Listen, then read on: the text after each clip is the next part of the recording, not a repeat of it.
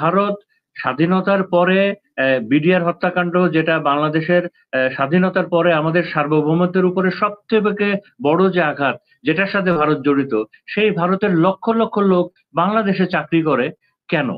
যেখানে বাংলাদেশের একটা বড় সমস্যা হলো বেকার সমস্যা। আমি সরকারের দৃষ্টি আকর্ষণ করছি, বাংলাদেশের সকল নাগরিকের দৃষ্টি আকর্ষণ করছি যে এইটা থেকে আমাদেরকে অবশ্যই মুক্তি পেতে হবে। ভারতীয়রা চাকরি পেতে পারে বাংলাদেশে, একটাই শর্ত, যতগুলা ভারতীয় বাংলাদেশে চাকরি করবে ঠিক তত সংখ্যক বাংলাদেশি যেন একই চাকরি ভারতে করতে পারে। ভারত আমাদের বন্ধু না। ভারত বাংলাদেশকে একটা করদ রাজ্য করতে চায়, বাংলাদেশকে একটা অঙ্গরাজ্যের মতো দেখতে চায়, গোলামির একটা জিঞ্জির পরাতে চায় আমাদের উপরে। এখন তো এই বিডিআর কমিশনের রিপোর্টে এটা তো একটা দালিলিক প্রমাণ হিসেবে সমগ্র দেশবাসীর সামনে এসেছে যে অ্যাকচুয়ালি ভারত। ধন্যবাদ মনির ভাই। তো শুরুতে আমি সালাউদ্দিন প্রসঙ্গে শুধু একটা লাইন বলতে চাই, বিএনপি নেতা সালাউদ্দিন। দেখেন, রাজনীতিতে পাবলিক পারসেপশন একটা বড় বিষয়। মানে আপনি মানে অ্যাকচুয়ালি কেমন তার থেকে বেশি ইম্পর্টেন্ট জনগণ আপনাকে কি চোখে দেখে, জনগণ আপনাকে কিভাবে জাজ করে। তো জনাব সালাউদ্দিনের ক্যাপাবিলিটি নিয়ে, তার যোগ্যতা নিয়ে আমার ডাউট নাই, বাট তার এই বাংলাদেশের সাধারণ মানুষের যে পারসেপশন, গ্রহণযোগ্যতা, এই জায়গাতে বিশ্বাসযোগ্যতা, এখানে উনি অনেক পিছিয়ে, মানে অনেক অনেক বেশি পিছিয়ে আছেন, যে কারণে এই জায়গাটাতেই ওনার আসল ঘাটতি প্রধানমন্ত্রী হওয়ার ক্ষেত্রে। দ্বিতীয়ত যে বিষয়টা আমি বলতে চাই শেখ হাসিনার বিষয়ে, শেখ হাসিনা বাংলাদেশে ফেরত আসবে না। শেখ হাসিনা বাংলাদেশে ফেরত আসবে না, এবং শেখ হাসিনাকে ইন্ডিয়া কখনো বাংলাদেশে ফেরত দিবে না। দেখেন, একটা বিষয় আমাদেরকে বুঝতে হবে যে শেখ হাসিনা ইন্ডিয়ার সব থেকে বড় অ্যাসেট। অনেক বছর ধরে শেখ হাসিনাকে ইন্ডিয়া তৈরি করেছিল, এবং তারা তাদের এই সব থেকে বড় অ্যাসেটটাকে বাংলাদেশের কাছে হ্যান্ড ওভার করবে না। একই সাথে তারা তাদের তাদের অন্যান্য দেশে শেখ হাসিনার মতো তো আর সম্ভব না। অন্যান্য দেশেও ভারতের অনুগত যেসব লোকজন আছে আর কি, তাদেরকেও একটা মেসেজ দিবে, ইন্ডিয়া দেওয়ার চেষ্টা করবে যে দেখো, আমরা আমাদের অ্যাসেট গুলাকে রক্ষা করি, তাদেরকে সাপোর্ট দিই এবং তাদেরকে প্রোটেকশন দিই। তো আমার ধারণা শেখ হাসিনাকে ফেরত ইন্ডিয়া দিবে না, এবং শেখ হাসিনা নিজেও আসবে না। একই সাথে আর একই সাথে আমি এই মুহূর্তে শেখ হাসিনার ফাঁসি হোক এটাও চাই না, কারণ আমার হিসাবে তার প্রত্যেকটা দিনই ফাঁসির মতো। এই যে কিছুদিন আগে গুম কমিশনের বিচারের রায় হলো, তার ফাঁসি দেওয়া হলো। গত পরশুদিন আমরা বিডিআর কমিশনের রিপোর্ট পেলাম, সেখানে একেবারে সরাসরি বলে দেওয়া হলো যে এইটার সাথে ভারত জড়িত, এইটার সাথে আওয়ামী লীগ জড়িত, আওয়ামী লীগের শীর্ষস্থানীয় নেতৃবৃন্দ জড়িত, এইটার সাথে শেখ হাসিনা জড়িত। তো কাজেই এটা অনেক বড় বিষয়, এইটা অনেক বড় বিষয়, এবং শেখ হাসিনার আরো অনেক কিছু দেখার বাকি। এগুলো সে দেখুক যে সে এবং ম্যাডাম খালেদা জিয়া একই সাথে শুরু করেছিল।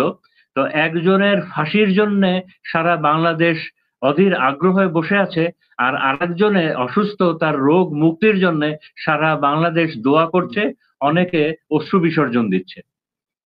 একজনের সম্মান কোথায় আর আরেকজনের উপরে মানুষের রাগ ঘৃণা কত, এটা শেখ হাসিনা দেখুক, তার প্রত্যেকটা দিনই যেন দোজকের মতো করে যাক। এবং আমার বিশ্বাস এটা মাত্র তো 2টা গুমের রায় হয়েছে, এরকম তো আরো অনেক আছে, আরো অনেক বিচার আসবে, এগুলোর রায় আসবে। এবং একটা বিষয় আমি খুব আগ্রহ নিয়ে খেয়াল করলাম যে এই যে বিডিআর কমিশনের যে রিপোর্টটা আসলো, ভারতীয় মিডিয়াতে এটাকে খুব সাধারণভাবে প্রচার করা হয়েছে, মানে তারা ওইভাবে প্রতিবাদ করে নাই, তারা এটাকে ওইভাবে করে নাই। এটাও বাংলাদেশের জন্য একটা বড় অ্যাচিভমেন্ট, এটা বাংলাদেশের জন্য একটা বড় অ্যাচিভমেন্ট। তো এই বিষয়ে আমি আরো কিছু কথা বলতে চাই যে দেখেন, হাসিন স্যার কিংবা আমি, এরকম আরো অনেকে, আমরা আমাদের অভিজ্ঞতা থেকে, আমরা আমাদের যতটুকু তথ্য আছে সেইটা থেকে আমরা বলতাম যে ভারত আমাদের বন্ধু না। ভারত বাংলাদেশকে একটা করদ রাজ্য করতে চায়, বাংলাদেশকে একটা অঙ্গরাজ্যের মতো দেখতে চায়, গোলামির একটা জিঞ্জির পরাতে চায় আমাদের উপরে। এখন তো এই বিডিআর কমিশনের রিপোর্টে এটা তো একটা দালিলিক প্রমাণ হিসেবে সমগ্র দেশবাসীর সামনে এসেছে যে অ্যাকচুয়ালি ভারত কি। এবং এই এখনই আওয়ামী লীগ এবং আওয়ামী লীগের সমস্ত কর্মকাণ্ড যাতে করে নিষিদ্ধ করা হয় একেবারে পার্মানেন্টলি। শুধু আওয়ামী লীগ না, আওয়ামী লীগের সাথে যে 14 দল ছিল তাদের অনুসারে যারা ছিল সকলকেই যেন নিষিদ্ধ করা হয়, এই বিষয়ে আমাদের সকলকে জোর দাবি জানাতে হবে। এবং এইটার সপক্ষে বিভিন্ন মিডিয়াতে যারা যেসব কথা বলছিল তাদের বিষয়েও সোচ্চার হতে হবে যে তারা দেশের শত্রু, তারা কোনোভাবেই দেশের মঙ্গল চায় না। এই প্রসঙ্গে আমি আরো একটা বিষয় বলতে চাই। দেখেন, বাংলাদেশে বেকার সমস্যা একটা অত্যন্ত বড় সমস্যা, অথচ বাংলাদেশে কয়েক লক্ষ ভারতীয় চাকরি করে কেন? ভারত যে ভারত স্বাধীনতার পরে বিডিআর হত্যাকাণ্ড, যেটা বাংলাদেশের স্বাধীনতার পরে আমাদের সার্বভৌমত্বের উপরে সবথেকে বড় যে আঘাত, যেটার সাথে ভারত জড়িত, সেই ভারতের লক্ষ লক্ষ লোক বাংলাদেশে চাকরি করে কেন? যেখানে বাংলাদেশের একটা বড় সমস্যা হলো বেকার সমস্যা। আমি সরকারের দৃষ্টি আকর্ষণ করছি, বাংলাদেশের সকল নাগরিকের দৃষ্টি আকর্ষণ করছি যে এইটা থেকে আমাদেরকে অবশ্যই মুক্তি পেতে হবে। ভারতীয়রা চাকরি পেতে পারে বাংলাদেশে, একটাই শর্ত, যতগুলা ভারতীয় বাংলাদেশে চাকরি করবে ঠিক তত সংখ্যক বাংলাদেশি যেন একই চাকরি ভারতে করতে পারে। এরকম যদি না হয়, মানে এই সম্পর্কটা ডিগনিটির সম্পর্ক হবে, এই পেশাদার সম্পর্ক হবে, ওই কোনো বন্ধুত্বের সম্পর্ক আমাদের দরকার নাই। তো এই একটা আমি এই একটা দাবি আমি অথবা এই একটা বিষয় আমি এখানে উত্থাপন করে গেলাম যে ভারতের যারা বাংলাদেশে চাকরি করে তাদের বিষয়ে যেন আমাদের এই ইন্টারিম গভর্নমেন্ট কড়া দৃষ্টিতে দেখে। একই সাথে এই শেখ হাসিনার ফেরত আনা, শেখ হাসিনার বিচার, বিডিআর কমিশনের যে তথ্যগুলো এসেছে, যে অপরাধীগুলো এসেছে, এগুলো এই সমস্ত বিষয়গুলো এনশিওর করার জন্য আমাদের সকলকে সোচ্চার থাকতে হবে, কথা বলতে হবে এবং বাংলাদেশের সকল মানুষকে একতাবদ্ধ থাকতে হবে। এবং আমি আবারও বলছি যে বাংলাদেশের বড় রাজনৈতিক যে দলগুলো আছে, বিশেষ করে জামাত এবং বিএনপি, এই জামাত এবং বিএনপি গত প্রায় 30 বছর ধরে একসাথে তাদের সব থেকে কঠিন সময়গুলো পার করেছে। এবং এই জামাত এবং বিএনপি একসাথে আছে, একই সুরে কথা বলছে। রাজনীতি থাকবে, ভোটের রাজনীতি একরকম, বাট দেশের সার্বভৌমত্ব কিংবা দেশের বিষয়গুলো আর এক রকম।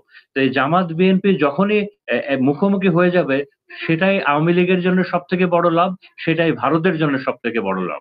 এই কারণেই আমি বাংলাদেশের সকল রাজনৈতিক দলগুলোকে বলবো, নেতৃবৃন্দকে বলবো, আপনারা আওয়ামী লীগ ইস্যুতে, ভারত ইস্যুতে, সার্বভৌমত্ব ইস্যুতে আপনারা যেন অবশ্যই এক থাকেন এবং যে বিচারগুলোর জন্য অথবা কমিশন যে সুপারিশগুলো করেছে এইগুলো ইমপ্লিমেন্টেশনের জন্য যেন আপনারা মানে আমাদের মতো করে কথা বলতে থাকেন, আমাদের মতো করে এটা ইনশিওর করার জন্য প্রচেষ্টা চালিয়ে যান। ধন্যবাদ।